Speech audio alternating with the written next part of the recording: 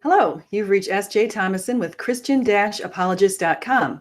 And today I'm going to talk a little bit about objective morality, because I think objective morality is a very important topic. It's been gaining some traction lately, and I'm starting to see more and more atheist videos claiming that we do not have any objective morality. In fact, I just listened to one by a person who's called Alex O'Connor, and he also calls himself the Cosmic Skeptic. And Mr. Alex O'Connor, Cosmic Skeptic, thinks that morality is actually subjective. He actively goes against other atheists that he knows, like Sam Harris, who says that morality is objective. So Cosmic Skeptic says that the more he thinks about it, the more he realizes that morality is merely relative. And so I'm going to let you know why that is not the case. So stay tuned. In his letter to the Romans 2:15, Paul wrote, "They show that the work of the law is written on their hearts, while their conscience also bears witness, and their conflicting thoughts accuse them or even excuse them." Thankfully, we all have a conscience that can help us distinguish what is right from what is wrong. And studies have indicated all societies and major religions or belief systems share the same universal moral duties. We all know that we ought to be benevolent and universalist, which is also called self-transcendent, above all other self-enhancing values, according to Schwartz 2012 in a global study. Benevolence is defined as the concern for others' welfare, particularly within our in-groups, while universalism is defined as the understanding and appreciation of all people globally.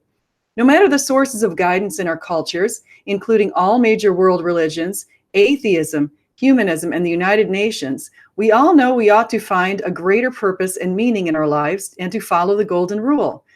Kinnear, Kearns, and Doutharibes in 2000 collected data from Christianity, Judaism, Islam, Hinduism, Buddhism, Taoism, Confucianism, humanism, and atheism, and the United Nations, and identified the following list of universal moral values, which were supported by most, and in some cases all. 1, a commitment to something greater than oneself. 2, self-respect, but with humility, self-discipline, and acceptance of personal responsibility. 3, respect and caring for others, in other words, the golden rule. Or 4, caring for other living things and the environment. These selfless duties are furthermore objective, as they do not vary as a function of anyone's opinions. They do not move about as shifting goalposts. They stand still as we aspire to achieve them, and we measure our accomplishments against them. They are both steeped in our moral intuitions in a deontological ethical framework and our moral reasoning in a teleological ethical framework. Since the beginning of humanity, humans have strived to achieve our objective and universal moral standards and fulfill our duties. But although it seems we're getting better, we have yet to achieve Christ-like perfection. Since the evidence demonstrates that all of humanity shares universal and objective moral values and obligations, one must ask, to whom are we held accountable? Where did these moral obligations that are transcendent to cultures and generations arise? Who is the transcendent moral lawgiver who gives humanity so much that he wired within us the desire to be selfless, respectful, caring, purposeful, moral, and committed to something greater than ourselves? The answer is God. 1, if humanity has universal, objective moral values and obligations to do what's right, there must be a universal source of righteousness that transcends generations. 2, humanity has universal, objective moral values and obligations to do what's right. 3, there is a universal source of righteousness, God. Values refer to what's good and bad. Duties refer to what's right and wrong, basically. Immanuel Kant further explained this point. Everyone must admit that a law, if it is to be valid morally, i.e., as the ground of an obligation, has to carry absolute necessity with it. That the command, "you ought not to lie," is valid not merely for human beings, as though our rational beings did not have to heed it, and likewise all the other genuinely moral laws. Hence that the ground of obligation here is to be sought not in the nature of the human being or the circumstances of the world in which he is placed, but a priori solely in concepts of pure reason. And that every other precept grounded on principles of mere experience, and even a precept that is universal in a certain aspect, insofar as it can be supported in the smallest part on empirical grounds, perhaps only as to its motive, can be called a practical rule, but never a moral law. Thus, a metaphysics of morals is indispensably necessary. Does everyone believe we have objective and universal moral values and obligations? No. As a great example is Alex O'Connor, the Cosmic Skeptic. People like Alex believe that we are not held accountable to a higher power for living morally. He thinks that we ought to do what's right, but he has no objective moral standard against which to make such a determination. Atheists like Richard Dawkins, in addition to him, who are moral relativists, believe that morality is only culturally contingent.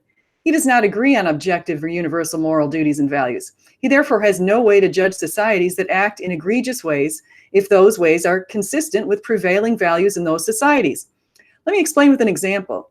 If a German household decided to hide a Jewish family to protect them from the Nazis, this action is brave and commendable. They were acting out of the standards of equity, equality, and love. If they decided to lie to the SS soldiers to protect the family, consideration of the other three standards trumps consideration of the truth. Determining what is morally right requires a symbiotic assessment of all of the standards. Is it possible that we have no standards or ultimate source of guidance? Is it possible that our moral values are culturally contingent? No. If values were merely culturally construed, we would have no means with which to judge the Nazi atrocities, as the Nazis were acting in ways their culture deemed acceptable. We would have no means to judge the Canaanites, Sodomites, or those living in Gomorrah either. We would be living in a world of moral calamity. Some atheists claim that our morality is subjective or relative to the culture in which we've been raised. Some think that we have decided on the socially acceptable set of morals with our rules, laws, and regulations. Some seem to think that each culture draws up its own appropriate guide for what's right and what's wrong, applying ethical relativism. Yet such assertions offer no moral grounding and are thus mere opinions. Can a culture offer the moral grounding? Would it be reasonable to assess the morals of all the world against the prevalent values of those in Tibet or India? This would not be reasonable because no cultures contain perfect humans who set the standards of equity, equality, justice, love, and truth. Each has a portion of good people, and each has a portion of bad, though the proportions do vary. So we are still left with the challenge of establishing an objective framework against which we can assess morality across humanity. Let me explain the difference between objective standards and relative values with an example from my field. Consider performance appraisals that are typically used in larger organizations. Human resource managers may adopt either a standards-based assessment in which an employee's performance is assessed against a well-defined set of standards or criteria, or a relative assessment in which an employee's performance is ranked against other employees. An example of the latter is the force distribution system, or the bell curve, which was advocated by Jack Welch of General Electric and was highly successful during his tenure there. Employees were forced into A, 10%, B, 70%, or C, 20% categories, and 2 consecutive years of C assessments earned employees a termination. Other companies copied General Electric and adopted their own stacked or rank and yank assessments. Remember Enron? But then human resource managers noticed that neither managers nor employees like such systems. The systems reduce organization citizenship behaviors, since employees are competing against each other for the 1A grades and highest raises. Systems of relative rankings simply don't work. Instead of striving to meet a well-designed and universal standard, employees must compete against one another, so helping behaviors are decreased and goalposts keep shifting. Imagine 3 countries, each representing a distinct set of morals and values. One country is Nazi Germany, a second is Saudi Arabia, and a third is the United States. The Nazis favored discrimination, annihilation, and the elevation of the Aryan race. Saudi Arabia adheres to the Quran's claim that women have half the value of men, so female rights are set accordingly. And the United States is characterized by individualism, income inequality, hedonism, and self-enhancement. Each of these societies is flawed, but against which objective measure can we make this assessment? If we set the standards at equality, equity, justice, love, and truth, we can assess whether the practices in these societies measure up and can determine whether they're morally right. This is not to completely discount moral relativism, as we should understand cultures within their context. Yet cultural values should not be viewed in silos or as standalone systems against no common standard. Relative moral values should be viewed in the context of an objective moral framework. Now, an atheist at this point would say, surely this can be explained by evolution. Atheists like to turn to evolution to explain our morality, as exemplified by an atheist called Jonathan Haidt and his moral foundation theory. Yet, unlike all other life forms on our planet, Humans are unique in that we are innately wired with the knowledge that we have certain moral obligations to do what's right. No other life forms have these obligations. In other words, animals who forcibly copulate, kill, or take food from one another are not bound by any rules or a conscience suggesting they should not do so. Animals do not feel badly when they forcibly copulate or kill or take food from one another. They're merely surviving with the means that they have available to do so. Research has supported the heritability of personality traits. Among these are the heritable traits of cognitive ability and the 5-factor model of personality, which consists of openness to experience, agreeableness, conscientiousness, emotional stability, and extroversion, along with attitudes towards religion and a variety of job-related variables.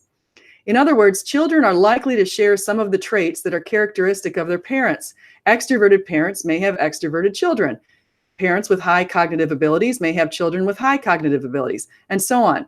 These findings demonstrate that the way we interact in the world is partially attributed to our genetic composition.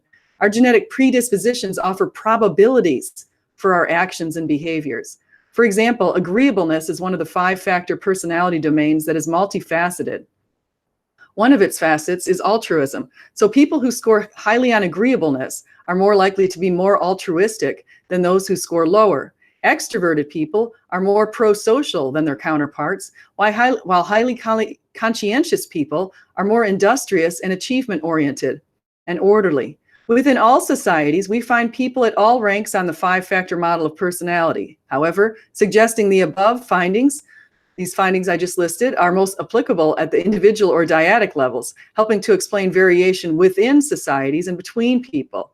Furthermore, such findings demonstrate that those with preferable variation, such as altruism, are likely to live in populations with their more selfish counterparts. Yet, though we are predisposed to be more likely to behave in certain ways based on our genetic composition, we do not always behave in a consistent manner. Our genetic composition can only explain what is. We're going now to the Alex O'Connor is-ought distinction. Again, our genetic composition can only explain that. It's descriptive. It cannot explain what should be or what ought to be in a prescriptive sense. It cannot explain our conscience and our inner sense that helps us to distinguish what is morally right from what is wrong. Atheists may also claim that not all humans can distinguish right from wrong by pointing to the population of 1% of the world, the psychopaths. Yet a recent study has debunked the notion that psychopaths do not have a conscience. It's by Baskin and Summers and colleagues in 2016. Even psychopaths are not incapable of feeling regret or disappointment. They just have difficulty in using prior regretful experiences to make choices about current actions.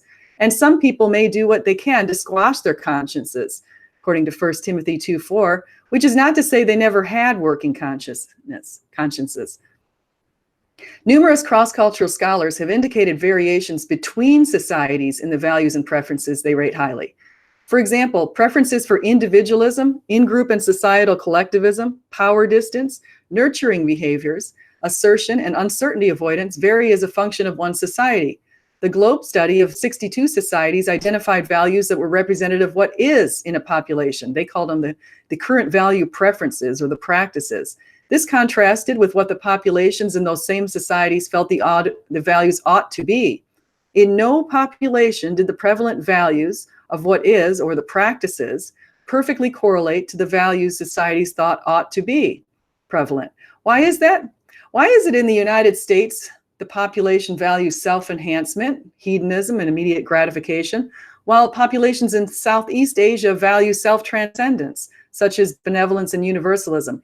Yet, people in the United States, according to Schwartz, the same study, felt that we ought to, in fact, not just the United States, every single country in the world realized that we ought to be benevolent and universalist. Those were the number 1 and number 2 values across every single country of the world. The latter values are more desirable and godly than the former, which is probably why this is the case. While evolution can partially explain how we came to possess some of the traits we possess, it does not explain how we came to appreciate the selfless traits that many do not possess.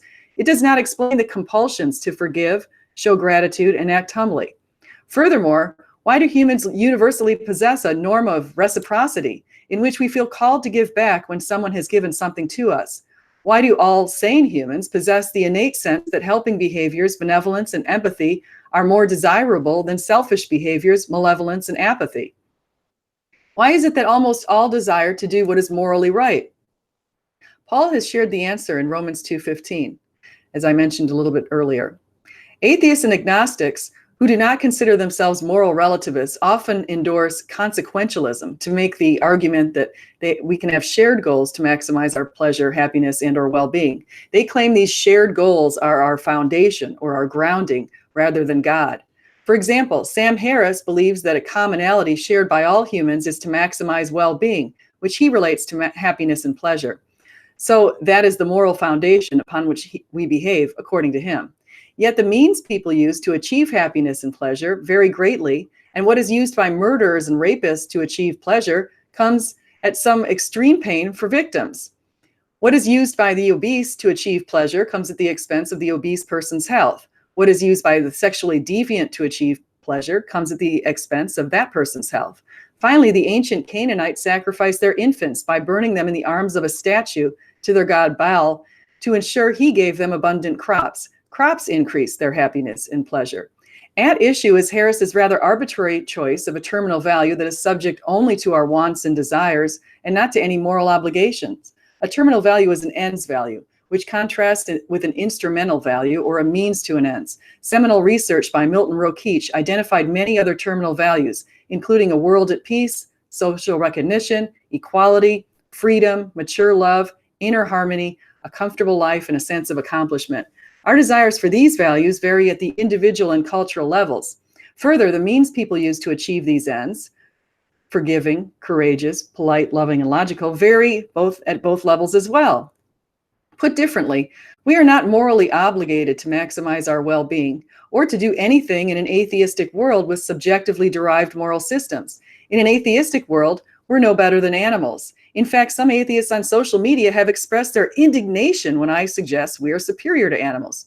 So the fact Harris believes that he was able to find a common grounding to all humans in our wants and desires to maximize our well-being does not explain variation within and across cultures. The varying and sometimes evil or unhealthy means people will use to achieve such ends, or the way the achievement of one person's happiness and pleasure may come at the expense of that same person or another.